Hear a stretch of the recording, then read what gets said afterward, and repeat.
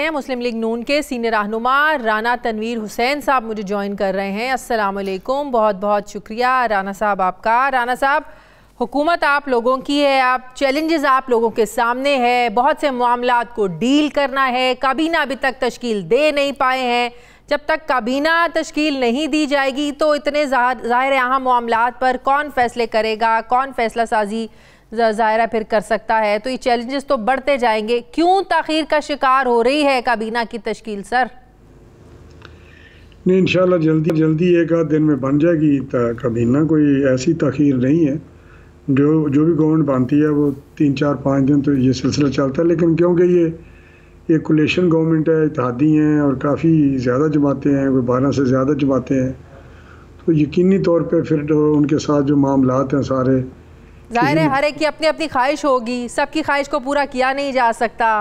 तो इसी वजह से क्या मामला डिले हो रहे हैं?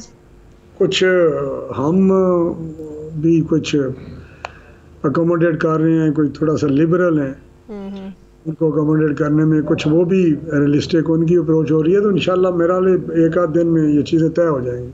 तो पाकिस्तान पीपल्स पार्टी क्यों वजारतों में का हिस्सा नहीं बनना चाह रही है? वो सिर्फ आइनी ओहदे लेना चाह रहे हैं, सदर पाकिस्तान का ओहदा, चेयरमैन सेनेट का ओहदा, स्पीकर कौमी असम्बली का ओहदा, इन्हीं ओहदों की तरफ वो जाना चाह रहे हैं, आइनी ओहदों की तरफ। वजारतें लेने में रिलक्टेंट क्यों हैं आपके नज़दीक? शायद वो समझते हैं वो ज़्यादा मुनासिब हैं, लेकिन वजारतों में भी वो आएंगे। ये खबरें तो चल रही हैं, लेकिन मेरा अपना ख्याल है, जो मेरी इन्फॉर्मेशन है, वो कैबिनेट का हिस्सा बनेंगे और अपना रोल अदा करेंगे। क्योंकि ये सबकी जिम्मेदारी है। अब इस जो क्राइसिस है या जो चैलेंजेस हैं उससे सब मिलकर निपटें, क्योंकि इतने बड़े चैलेंजेस हैं वो आपके सामने हैं।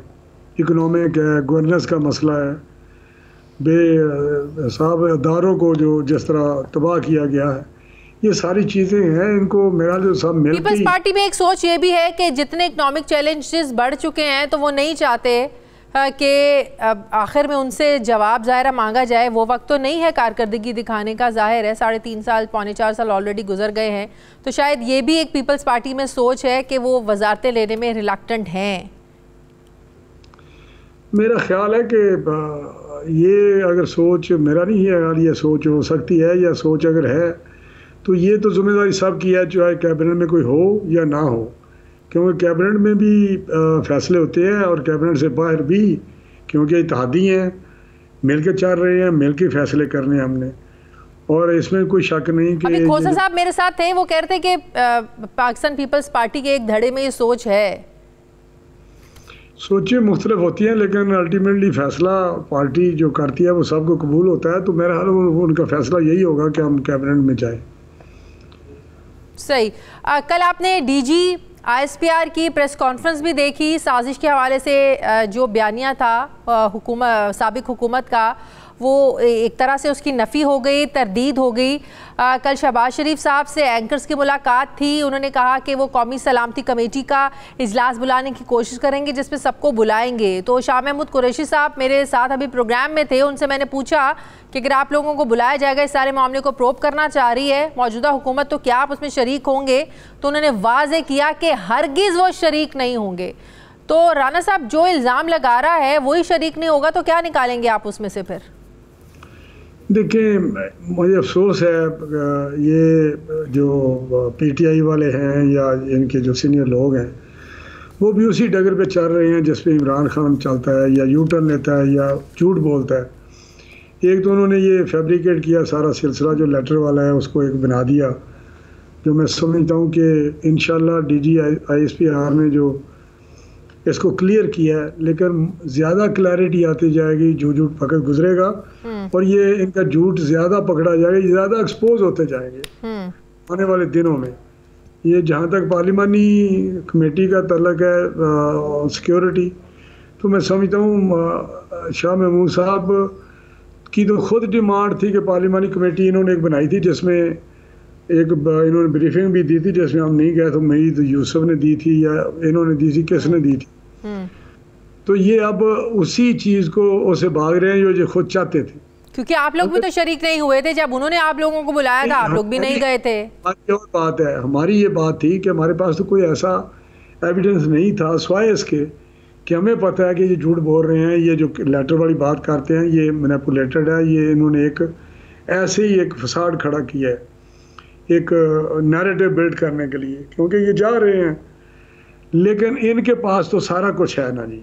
पहले था ये आए और बात खोल के करें वहाँ कि नहीं जी ये बात दुरुस्त है, शाह महमूद साहब ने वो लेटर, इनका एम्बेसडर, इनका प्राइम मिनिस्टर, सब ने ये मिलकर खेल खेला है और इनको पता है उसकी हकीकत का, तो आगे बताएं कि ये बिल्कुल सच है।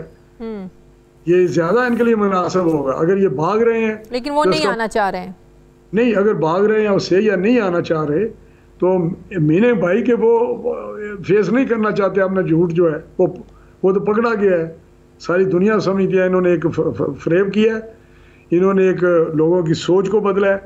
भाई यहाँ फैसला हो रहा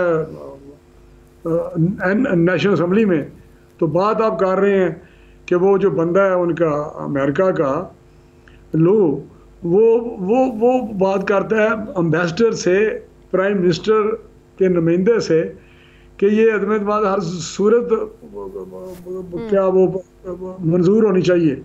मुझे बताए ना, आपके खिलाफ ही बात कर रहा हूँ और आपको कहूँ कि ये हर सूरत ये कबूल करनी चाहिए आपको। सही। ये कुछ बात है, या तो हमारे साथ बात कर रहा होता है ना कि यार सूरत कुछ करें, ये बंदा ठीक नहीं है, तो या किसी से रब्ता किया है किसी। अच्छा राना साहब, ये तहरीक इंसाफ के लोगों ने, ज़ाहिर अरकान ने तो इस्तीफे दे दिए हैं, 123 अरकान हैं, तो इस पर इलेक्शंस होंगे, क्या होगा? इतने अरकान की ज़ाहिर है वहाँ पर मौजूदगी नहीं होगी, सीटें खाली होंगी, तो क्या हैसियत होगी फिर असम्बली की?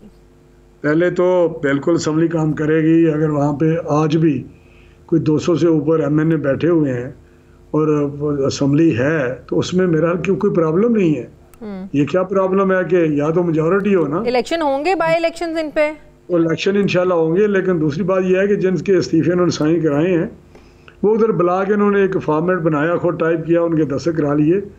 वो बहरहाल जो प्रोसीजर है वो अडॉप्ट नहीं किया गया। वो जो स्पीकर अगले आएंगे, मुझे उम्मीद है कि वो इस बात को लेके चलेंगे और वो उनको इंडिविजुअली बुला के हर MNA को जो तरीका है लीगल जो उसकी ऑब्लिगेशन है वो कानूनी तरीका अडॉप्ट करेंगे। लेकिन कि भाई इतनी सीट्स पर बाय इलेक्शन करवाना कोई इतना आसान तो नहीं होगा राना साहब।